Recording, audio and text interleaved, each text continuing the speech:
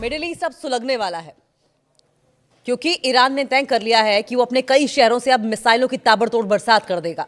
Khamenei ने Trump को और नेतन्याहू को ललकारा है। सवाल यह है कि क्या बारूद के ढेर पर बैठा है मिडिल ईस्ट, और वो इसलिए क्योंकि ईरान ने अब लड़ाई लड़ने की ठान ली है। ईरान ने इजराइल को जवाब देने की ठान ली है। इजराइल को अब तबाह करने की ईरान की ओर से ठान ली गई है। और खमनेई ने ईरान के कई शहरों से ताबड़तोड़ मिसाइलें इजराइल पर बरसाने की कसम खा ली है। खमनेई ने ट्रंप को और ट्रंप के साथ साथ नेतन्याहू को भी ललकारा है। अभी कुछ दिन पहले आपने देखा था किस तरीके से ईरान में मिसाइल टेस्टिंग की गई। ईरान के कई शहरों से सोमवार को मिसाइल दागी गई, जिससे एक बार फिर मिडिल ईस्ट अशांत हो गया। सभी मिसाइलें ईरानी सेना की ड्रिल के दौरान फायर की गई हैं, जो एक प्रकार का शक्ति प्रदर्शन है। हालांकि मिसाइल ड्रिल की कोई ऑफिशियल पुष्टि नहीं हुई है, अभी तक इस बात को लेकर कोई कॉन्फर्मेशन नहीं हुई है कि ये क्या मिसाइल की टेस्टिंग ही थी, मिसाइल की ड्रिल ही थी, या फिर कुछ और था। हालांकि इजराइल डरा हुआ है। इजराइल इस बात को लेकर डरा हुआ है कि कहीं ऐसा ना हो कि मिसाइलों की बिल्कुल उसी तरीके से बरसात कर दी जाए जैसा कि ईरान और इजराइल के बीच में जब युद्ध चला था तो बरसात की गई थी। ईरान ने एक बार फिर इजराइल और अमेरिका का पारा हाई कर दिया है। ईरानी परमाणु ठिकानों पर स्ट्राइक के बाद खमनेई लगातार अमेरिका और इजराइल को मुंह चढ़ा रहे हैं। एयर पावर में कमजोर ईरान तेजी से सैन्य पावर बढ़ा रहा है, बहुत ही तेजी के साथ अपनी मिलिट्री पावर को बढ़ा रहा है। जो सीक्रेट सोर्सेस के मुताबिक ईरान के पास अब एयर डिफेंस और रशियन फाइटर जेट्स भी है। आप देखें कि एली हैं दोनों, रशिया और ईरान, और ऐसे में रशिया से समय समय पर जो मिलिट्री इक्विपमेंट्स हैं, वेपन्स हैं, वो ईरान को भेजे जाते रहे हैं, उनकी मदद की जाती रही है। और ऐसे में अब एयर डिफेंस सिस्टम के साथ साथ फाइटर जेट्स भी रशिया की ओर से भेजे गए हैं। और इसकी अगली कड़ी में ईरान ने अपने अलग अलग शहरों में मिसाइल ड्रिल करके शक्ति का प्रदर्शन किया है। जो जानकारी मिली है उसके मुताबिक ईरान ने सोमवार को देश के अलग अलग शहरों में मिसाइल का अभ्यास किया।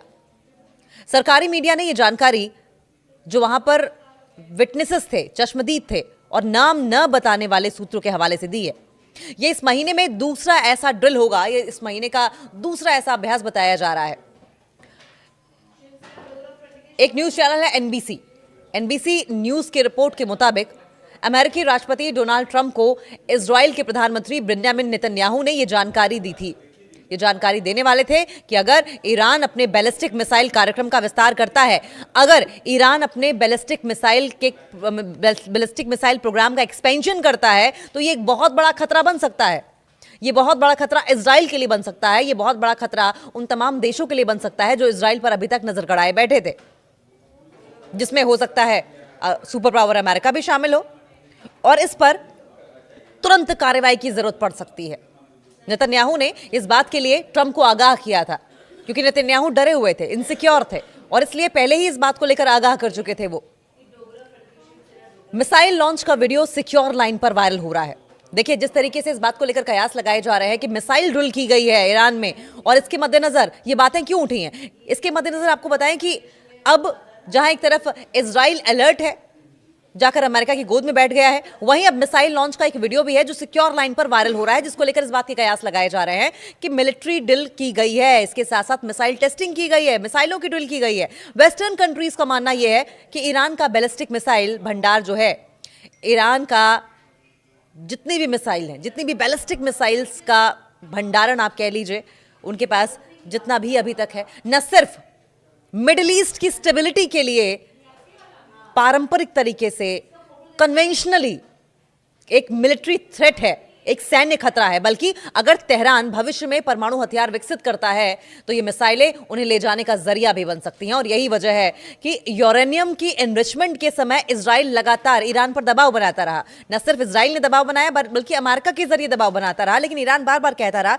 कि हमारा कोई मकसद न्यूक्लियर वेपन्स बनाने का नहीं है, हमारा मकसद सिर्फ एनर्जी रिसोर्सेज को डेवलप करने का है, जिससे कि ईरान की जनता का भला हो सके। हमें सिर्फ अपना हक चाहिए जो बाकी देशों का हक है। एक देश के तौर पर हम यूरेनियम एनरिचमेंट करके सिर्फ अपना हक लेना चाहते हैं। लेकिन ये बात इजराइल को और अमेरिका को समझ में नहीं आ रही है, और अभी भी इजराइल को इस बात का डर है कि अगर तेहरान फ्यूचर में न्यूक्लियर वेपन्स डेवलप करता है तो ये मिसाइलें उन्हें ले जाने का जरिया बन सकती हैं।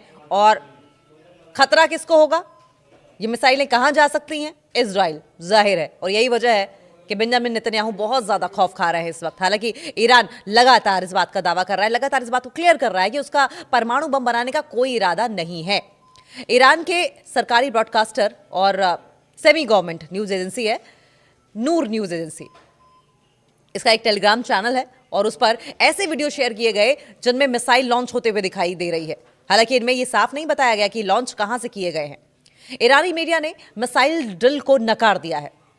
जाहिर है अपना वर्जन भी ईरान रखेगा। मीडिया रिपोर्ट्स के मुताबिक ये लॉन्च तेहरान, इस्फहान और मशहद शहरों से किए गए थे। हालांकि रॉयटर्स ने इन वीडियोस की स्वतंत्र रूप से पुष्टि नहीं की है। एम्बिग्विटी है अभी भी इन वीडियोस को लेकर। बाद में ईरान की सरकारी मीडिया ने जानकारी रखने वाले सूत्रों के हवाले से दावा किया कि कोई मिसाइल परीक्षण नहीं हुआ है और जो तस्वीरें और वीडियो सामने आए हैं वे दरअसल ऊंचाई पर उड़ रहे विमानों के हैं, जो ऊंचाई पर काफी प्लेन्स उड़ रहे थे उनके हैं। लेकिन ये जो कॉन्ट्राडिक्टरी स्टेटमेंट्स आई हैं इन पर अभी तक कोई क्लियर स्टैंड सामने नहीं आया है, कोई साफ स्पष्टीकरण सामने नहीं आया है और इसलिए अभी भी सस्पेंस बरकरार है। इस्लामिक रेवोल्यूशनरी गार्ड्स ने अभ्यास किया था। एनबीसी की रिपोर्ट में यह भी कहा गया है कि इजरायली ऑफिसर्स इस वक्त चिंतित हैं, उनकी हवाइयां उड़ी हुई हैं। ईरान उन न्यूक्लियर एनरिचमेंट ठिकानों को फिर से एक्टिव कर रहा है जिन्हें अमेरिका ने जून में बमबारी करके डिस्ट्रॉय कर दिया था, नष्ट कर दिया था। और इसी वजह से इजराइल ट्रंप प्रशासन को ईरान के मिसाइल प्रोग्राम पर दोबारा अटैक करने के ऑप्शंस पर ब्रीफ करने की तैयारी कर रहा है। यानी कि जो जंग बीच में इतने दिनों चलकर बंद हो गई थी, क्या वो इजराइल और ईरान की जंग फिर से भड़क उठेगी? इससे पहले इसी महीने में ईरान के इस्लामिक रेवोल्यूशनरी गार्ड्स कॉर्प्स यानी कि IRGC की नौसेना ने 2 दिन का सैन्य अभ्यास किया था और इस अभ्यास का मकसद विदेशी खतरों से निपटना था, जिसमें खाड़ी क्षेत्र में नकली टारगेट्स पर बैलिस्टिक और क्रूज मिसाइलें दागी गई थी, यानी कि प्रैक्टिस की गई थी। सवाल अंत में वही खड़ा होता है आकर कि क्या ईरान और इजराइल के बीच में जल्द ही एक बार फिर से जंग भड़केगी और अब की बार क्या सिर्फ 13, 15, 17 या 20 दिन में खत्म हो जाएगी या व्यापक रूप लेगी?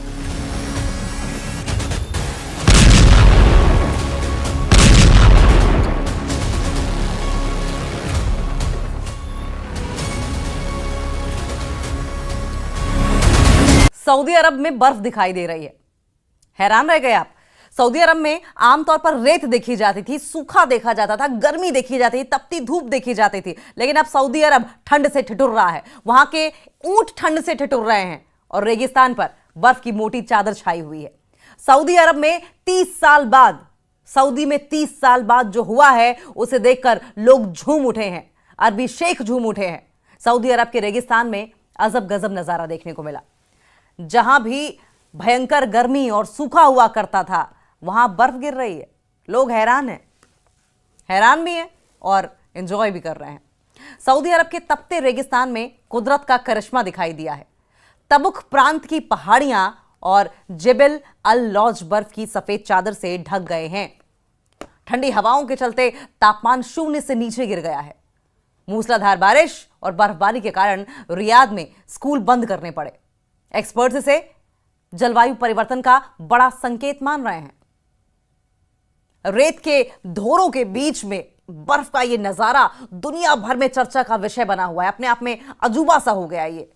तपती धूप, अंतहीन रेत, ऐसी रेत जिसका कोई खात्मा ही ना हो। दूर दूर तक नजरें जाए दौड़ाइए तो सिर्फ रेत ही रेत नजर आएगी। और ऐसी रेतीली जगह वाला सऊदी अरब कुदरत के एक ऐसे करिश्मे का गवाह बना है जिसकी कल्पना शायद किसी ने की भी नहीं होगी, किसी ने नहीं की होगी। रेगिस्तान की सुनहरी रेत पर जब सफेद बर्फ की चादर बिछी तो दुनिया दंग रह गई। ये कोई चमत्कार नहीं बल्कि बदलती जलवायु का एक खौफनाक अलार्म है। ये खुश होने वाली बात नहीं है।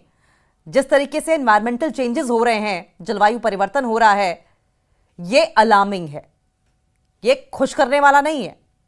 तपते मरुस्थल में हाड़ कपा देने वाली ठंड का ये जो नाटकीय मंजर है, ये हकीकत बन चुका है, ये हकीकत में हुआ है। सऊदी अरब के नॉर्दर्न पार्ट में सऊदी अरब के उत्तरी हिस्सों में कुदरत ने एक ऐसा दृश्य दिखाया है, एक ऐसा दृश्य पेश किया है जिसे देखकर हर कोई हैरान है। न सिर्फ हैरान है बल्कि कई सवाल भी है। तबुक प्रांत की पहाड़ियां जो हमेशा गर्मी से तपती रहती थी, वो अचानक सफेद चादर से ढक गई, बर्फ की सफेद चादर से ढक गई। ऊंचे पहाड़ों पर हुई इस बर्फबारी ने पूरे परिदृश्य को ही बदल कर रख दिया, पूरा सिनेरियो चेंज करके रख दिया है। रेत के धोरों के बीच में बर्फ का यह मेल किसी फिल्मी सेट जैसा एकदम मैजिकल सा लगता है, जैसे कोई जादू कर दिया गया हो। बहुत ही जादुई और बेहद अकल्पनीय लगता है। शायद किसी ने कल्पना नहीं की होगी इस चीज की। लगभग 2600 मीटर की ऊंचाई पर जेबल अल लौज है जहां यह भारी बर्फबारी दर्ज की गई है। ट्रोजना जैसे ऊंचे इलाकों में तापमान 0 से नीचे गिर गया, जिससे कि बर्फ की मोटी परत जमा हो गई। जहां तपती धूप हुआ करती थी वहां तापमान एकदम से 0 से नीचे कैसे चला गया, सवाल यह भी उठ रहे हैं। जहां पर सिर्फ और सिर्फ आग उगलती रेत हुआ करती थी, वहां पर बर्फ कैसे है? बारिश के साथ गिरी इस बर्फ ने स्थानीय निवासियों को उत्साहित कर दिया है। जाहिर है उनके लिए शायद कई जनरेशंस ने नहीं देखा होगा। 30 साल की बात आप कर रहे हैं, 30 साल में कई जनरेशंस आ जाती हैं। उन्होंने शायद इस तरीके से बर्फबारी देखी नहीं होगी, 30 साल के पहले वालों ने देखी होगी। जो छोटे बच्चे हैं उनके लिए नई बात होगी, जो टॉडलर्स हैं, जो यंगस्टर्स हैं। 30 साल तक वालों ने अपनी जिंदगी में कभी इस तरह से बर्फबारी नहीं देखी थी। और राष्ट्रीय मौसम विज्ञान की अगर बात करें, एनसीएम की बात करें, तो इस असामान्य ठंड के पीछे एक बहुत ही शक्तिशाली कोल्ड एयर मास है। कोल्ड एयर मास का मतलब ठंडी हवा का द्रव्यमान। ये ठंडी हवा नॉर्दर्न और मिडिल जो रीजन्स हैं, उत्तरी और मध्य क्षेत्र, इन रीजन्स में तेजी से एंटर हुई, बारिश वाले बादलों से टकराई और इस टकराव के कारण रेगिस्तान का तापमान अचानक गिर गया। बारिश की बूंदें जमीन पर गिरने से पहले ही बर्फ के गोलों में तब्दील हो गई। सऊदी अरब में सिर्फ बर्फबारी ही नहीं बल्कि मूसलाधार बारिश ने भी जनजीवन प्रभावित किया है। सऊदी अरब में मूसलाधार बारिश किसी ने कल्पना की होगी क्या? राजधानी रियाद, कासिम और पूर्वी क्षेत्रों में मीडियम से हेवी रेनफॉल रिकॉर्ड किया गया। अल उला और शकरा जैसे इलाकों में पानी का बहाव इतना तेज था कि एडमिनिस्ट्रेशन को बाढ़ की चेतावनी जारी करनी पड़ी, वो भी रेगिस्तान में।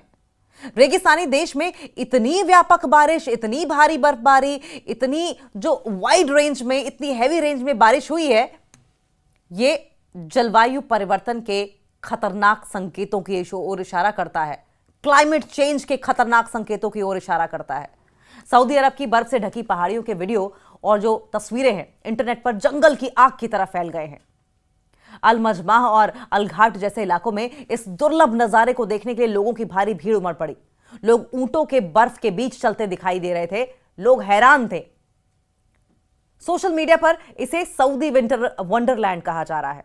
इसका नाम भी रख दिया गया है सऊदी विंटर वंडरलैंड, जो वैश्विक चर्चा का विषय बना हुआ है। खराब मौसम, कड़ाके की ठंड को देखते हुए सऊदी अधिकारियों ने सुरक्षा के कड़े इंतजाम कर दिए हैं। राजधानी रियाद सहित कई प्रभावित शहरों में स्कूलों को ऑनलाइन लर्निंग पर शिफ्ट कर दिया गया। ऑनलाइन लर्निंग पर, घर से पढ़ाई किया जाएगा।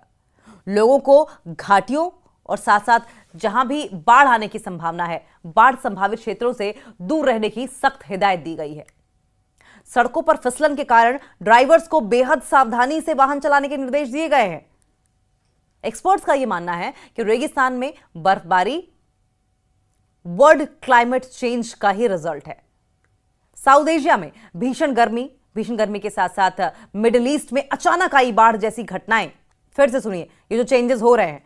साउथ एशिया में जब भीषण गर्मी पड़ने लगे, मिडिल ईस्ट में जब अचानक बाढ़ आई थी, इस तरह की जो घटनाएं हैं वो मौसम का चक्र पूरी तरीके से ये बताती हैं कि बिगड़ चुका है।